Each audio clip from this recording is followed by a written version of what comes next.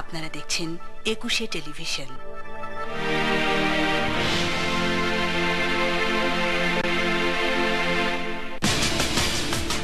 পদ্মা সেতু দুর্নীতিতে দুদকের সন্দেহের তালিকায় আবুল হাসান চৌধুরী, কানাডা পুলিশের তদন্তে বিস্ময় অভিযুক্তের। সম্প্রচার নীতিমালার সব শর্তের সঙ্গে একমত নন association of television channel owners, সরকারকে জানাবে তাদের প্রস্তাবনা। জামায়াতে 48 ঘন্টার হরতাল শেষ, সংঘাতে সিরাজগঞ্জ ও মেহেরপুরে প্রাণ গেল আরও দুজনের।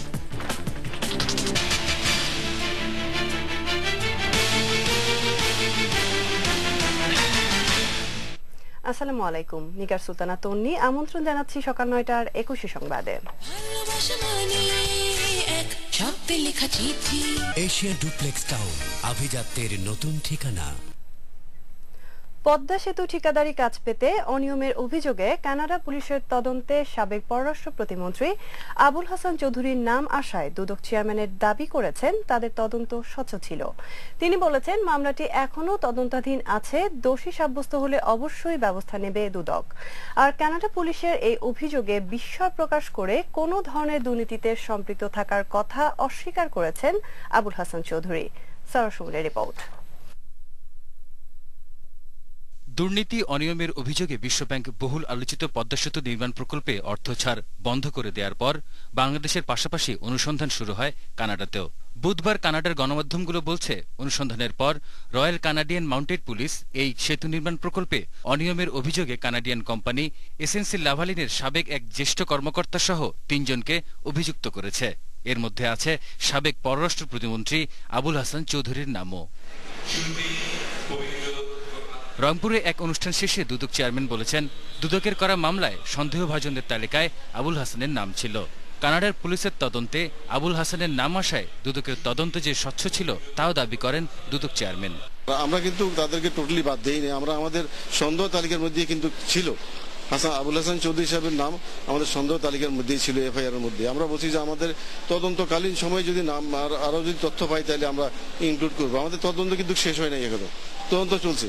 এদিকে ঢাকায় দুদক কমিশনার বলেছেন, কানাডা পুলিশ ও দুদকের নিজস্ব তথ্য মিলে তদন্ত আরো সমৃদ্ধ হবে। এ বিষয়ে আরো বিশদভাবে জানার সুযোগ তৈরি হলো বলেও জানান তিনি।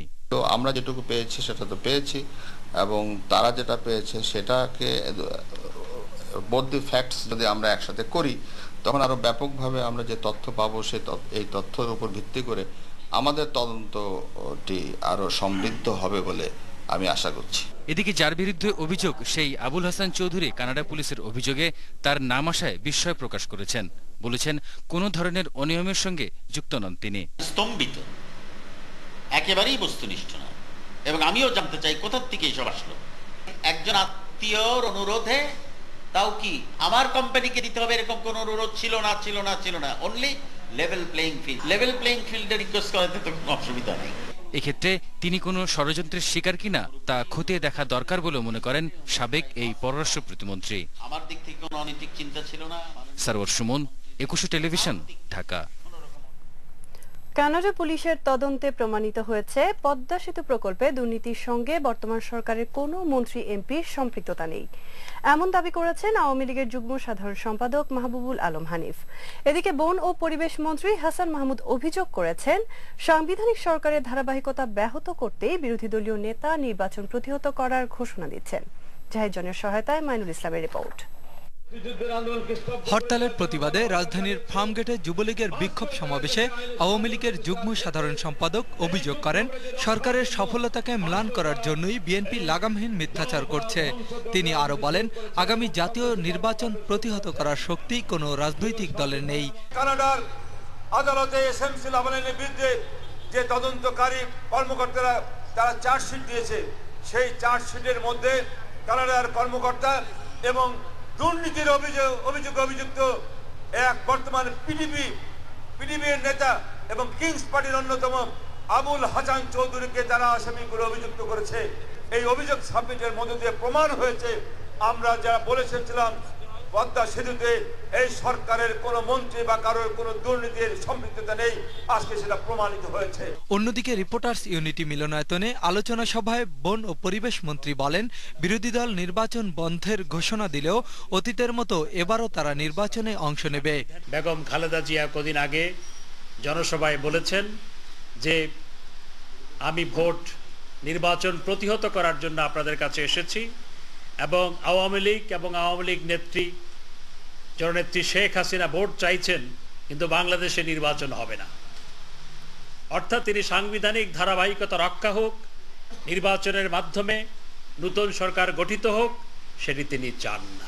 অন্তর্বর্তীকালীন সরকারের অধীনে অন্যান্য দেশে যেভাবে নির্বাচন হয়, বাংলাদেশেও সেভাবে আগামী সংসদ নির্বাচন হবে বলেও জানান তিনি। শেষ পর্যন্ত মাননীয় বিরোধী দলীয় নেত্রী নির্বাচনে অংশগ্রহণ করবেন। মাইনুল ইসলাম, একুশে টেলিভিশন, ঢাকা। আবুল হাসান চৌধুরীর মতো পদ্মা সেতু দুর্নীতির সঙ্গে প্রধানমন্ত্রীর আত্মীয় স্বজনদের সংশ্লিষ্টতা রয়েছে এবং দ্রুত তা বের হবে বলে মন্তব্য করেছেন বিএনপির যুগ্ম মহাসচিব রুহুল কবির রিজভী। নয়াপল্টনে দলের কেন্দ্রীয় কার্যালয়ে প্রধানমন্ত্রী শেখ হাসিনা ও নির্বাচন কমিশনার জাবেদ আলীর বক্তব্যের প্রতিক্রিয়া জানিয়ে একথা বলেন তিনি। বিএনপি চেয়ারপারসনের চোখে সরকারের উন্নয়ন চোখে পড়ে না বলে প্রধানমন্ত্রী যে সমালোচনা করেছেন তার নিন্দাও জানান রিজভী। বেগম জিয়ার মন্তব্য নিয়ে নির্বাচন কমিশনার জাবেদ আলী অশালীন বক্তব্য দিয়ে নিরপেক্ষতা ভঙ্গ করেছেন বলে মন্তব্য করেন তিনি। এছাড়া পদ্মা সেতু দুর্নীতিতে আবুল হাসান চৌধুরীর বিরুদ্ধে গ্রেপ্তারি পরোয়ানা জারি হওয়ায় থলের বিড়াল আরও বের হবে বলেও মন্তব্য তার। থলে থেকে বিড়াল বেরোচ্ছে, আরো বেরোবে, আপনারা অপেক্ষা করুন। এটা তো সবই তাদেরই মন্ত্রী, তাদেরই লোকজন বেরোচ্ছে, আরো দেখবেন এমন লোক বেরোবে যে তাতে গোটা জাতি বিস্মিত হবে। কারণ এটার সাথে তো উনার আত্মীয় স্বজনরাও এর মধ্যে সম্পর্কযুক্ত আছেন, জড়িত আছেন। তাই আমার মনে হয় আপনাদের বেশি দেরি করতে হবে না, খুব তাড়াতাড়ি আপনারা তথ্য পেয়ে যাবেন এবং প্রকৃত যারা এই দুর্নীতির সাথে জড়িত, কিছু তো জেনেছেনও, আরো আপনারা জানতে পারবেন। ভিক্ষার অর্থে নয় বরং নিজস্ব অর্থায়নে আবারও পদ্মা সেতু নির্মাণের কথা বললেন প্রধানমন্ত্রী শেখ হাসিনা।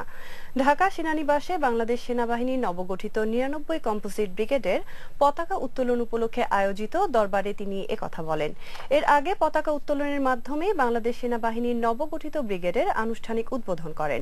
অনুষ্ঠানে আরও উপস্থিত ছিলেন সেনাবাহিনী প্রধান জেনারেল ইকবাল করিম ভূঁইয়া।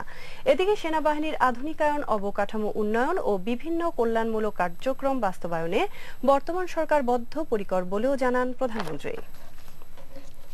পদ্মা সেতু নির্মাণ করার পরিকল্পনা গত বছর নিয়েছিলাম, গতবার যখন ক্ষমতায় ছিলাম তখন এর কাজও আমরা অনেক কিছু শুরু করে রেখেছিলাম।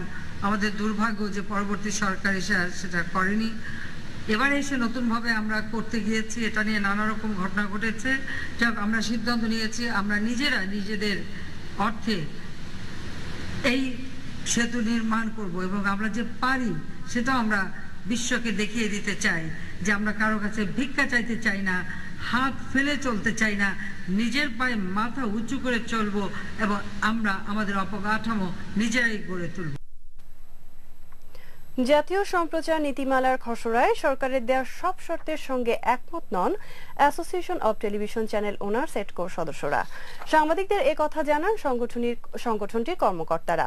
সে সময় তারা বলেন তাদের প্রস্তাবনা নিয়ে এবং বন্ধ করে দেয়া দুটি বেসরকারি টেলিভিশন চ্যানেল খুলে দেওয়ার দাবিতে তাদের একটি প্রতিনিধি দল সরকারের সঙ্গে কথা বলবে। বিস্তারিত আসিফ সুইদের রিপোর্টে। বৃহস্পতিবার রাজধানীর একটি হোটেলে বৈঠকে বসেন অ্যাসোসিয়েশন অব টেলিভিশন ওনার্সের সদস্যরা। তাদের আলোচনায় উঠে আসে সরকারের ঘোষিত খসড়ার সম্প্রচার নীতিমালার বিষয়টি, যেখানে সরকারের এই খসড়ার বেশ কয়েকটি প্রস্তাবনায় একমত হতে পারেননি সংগঠনের সদস্যরা। হিংসাত্মক ঘটনা প্রদর্শন করা যাবে না।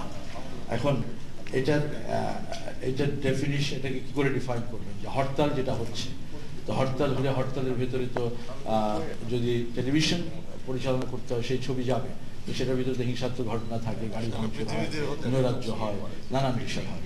তো সেইগুলো আমাদের জন্য খুব সাংঘর্ষিক বিষয়গুলো। অতএব এই সমস্ত জায়গাগুলোতে আমরা আমাদের মতামত দেব।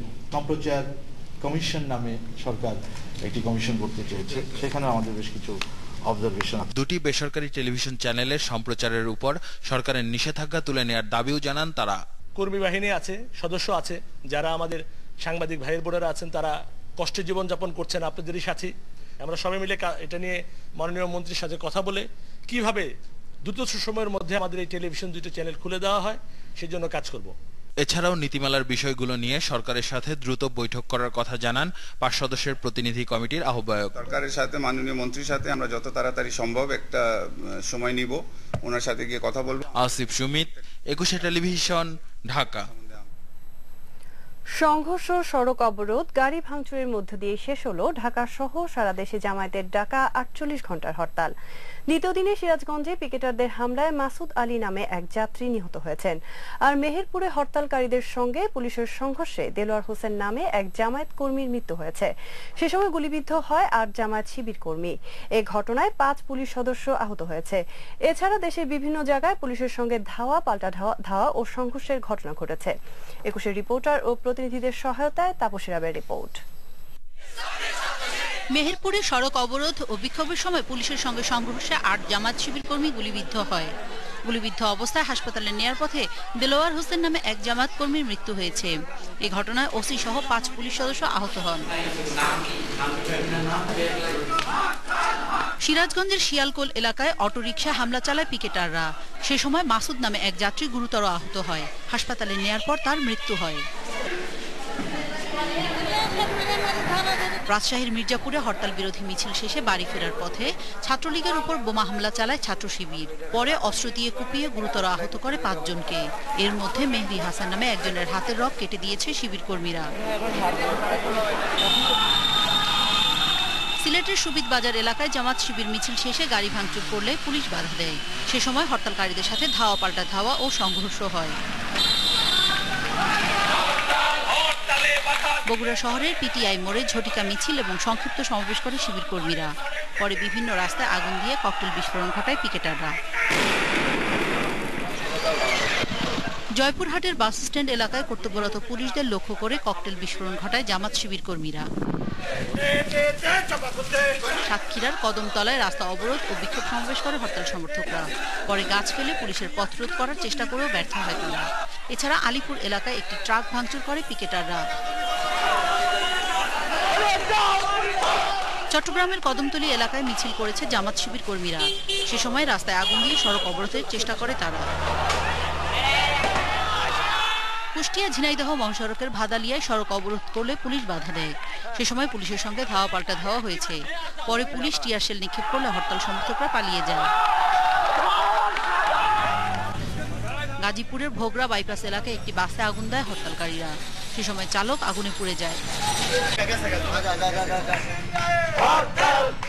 ভোরে শিরৈল ও হরিয়ান বাইপাস সড়কে পিকেটিং করে ছাত্র শিবির কর্মীরা। সে সময় বিজিবির একটি গাড়ি লক্ষ্য করে হাত বোমার বিস্ফোরণ ঘটিয়ে পালিয়ে যায় তারা। বরিশাল নগরীর সিএনবি রোডে সিটি বাস ডিপোতে আগুন দেয় ছাত্র শিবির কর্মীরা। সে সময় 3টি বাসে আগুন ধরিয়ে দেয় হরতালকারীরা।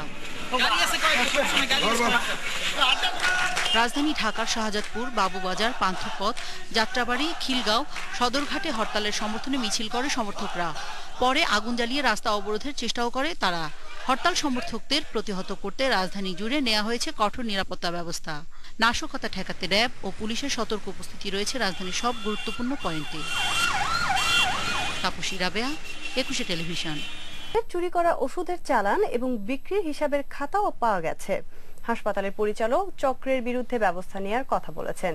আর স্বাস্থ্য মহাপরিচালক জানান, শুধু পঙ্গু হাসপাতাল নয়, আরো অনেক সরকারি হাসপাতালে একইভাবে ওষুধ চুরির অভিযোগ পাওয়া যাচ্ছে। হারুনুর রশিদের রিপোর্ট। পঙ্গু হাসপাতালের কাছে আগারগা এলাকায় মরিয়ম ক্লিনিক। সেই ক্লিনিকের স্টোর রুমে পাওয়া গেল সরকারি ওষুধের মজুদ। ওষুধের তালিকায় নানা অ্যান্টিসেপটিক ট্যাবলেট, স্যালাইন, গজ, ব্যান্ডেজ ও সিরিঞ্জ থেকে শুরু করে আরো অনেক কিছু আছে। সব গভর্নমেন্ট সম্পত্তি, বাংলাদেশ সরকারের সম্পত্তি ক্রয় বিক্রয় নিষিদ্ধ। ইংলিশ সুন্দরের মধ্যে লেখা আছে government property not for sale. ম্যানেজারকে ডেকে আনা হলে সে জানায় এই ওষুধের উৎস পঙ্গু হাসপাতাল। স্টাফরা নিয়ে আসে, আইনি বেসে এখানে হেক্সিসল, পবিসেপ, গস, কটন, টাইজন, তারপরে বেসে ফুলুক্স। এরপর তার হিসেবের খাতা দেখে জানায় কে কে তার ক্লিনিকে ওষুধ বিক্রি করে।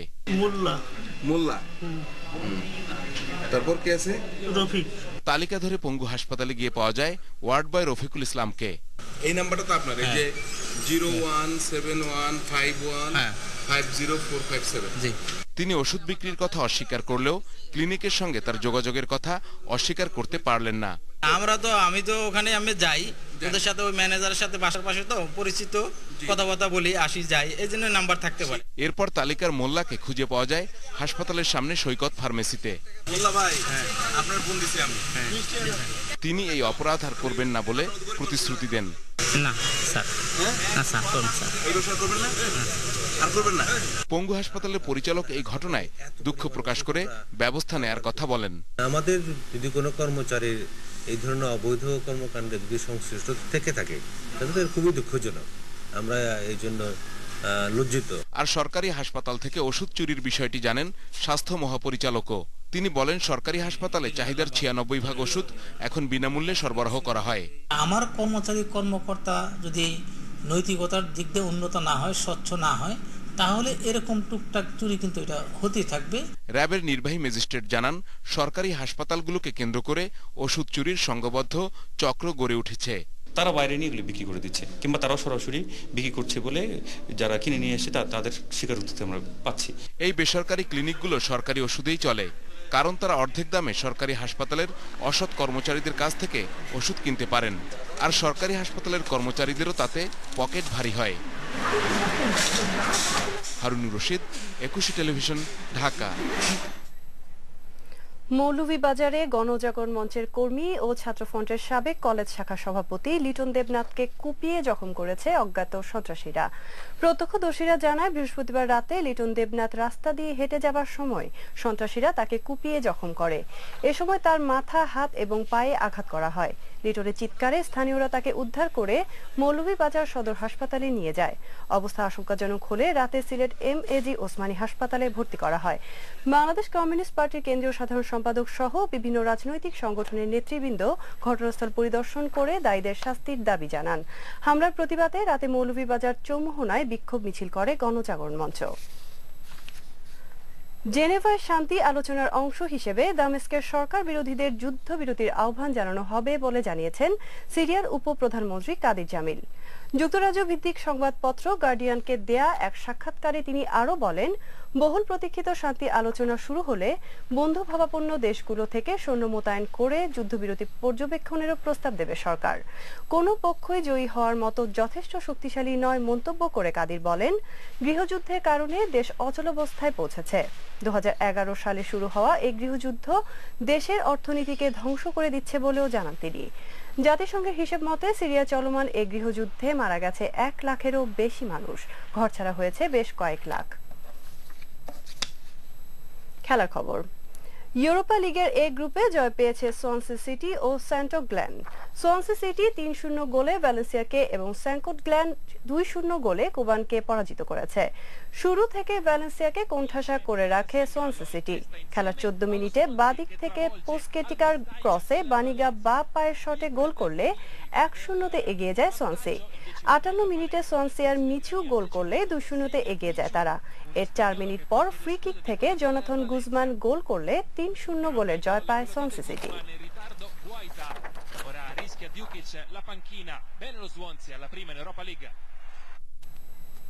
শেষ করছি সকাল 9টার 21 সংবাদ। যাবার আগে শিরোনামগুলো আরো একবার। পদ্মা সেতু দুর্নীতিতে দুদকের সন্দেহের তালিকায়ও আবুল হাসান চৌধুরী, কানাডা পুলিশের তদন্তে বিস্ময় অভিযুক্তের। সম্প্রচার নীতিমালার সব শর্তের সঙ্গে একমত নন association of television channel owners, সরকারকে জানাবে তাদের প্রস্তাবনা। জামায়াতের 48 ঘন্টার হরতাল শেষ, সংঘাতে সিরাজগঞ্জ ও মেহেরপুরে প্রাণ গেল আরও 2 জনের। দর্শক, 21 টেলিভিশনের সবশেষ খবর জানতে যে কোনো মোবাইল থেকে ডায়াল করুন 2021 নম্বরে, আর লগ ইন করুন 21tv.com এই ওয়েবসাইটে। এছাড়া 21 যে কোনো অনুষ্ঠান সরাসরি দেখা যাচ্ছে Facebook/21tv লাইভ এবং Twitter/21tvBD এই ওয়েবসাইটে। এতক্ষণ সঙ্গে থাকার জন্য ধন্যবাদ। আমাদের পরবর্তী সংবাদ শিরোনাম সকাল 10টায় দেখার আমন্ত্রণ রইল। 21-এর সাথেই থাকুন।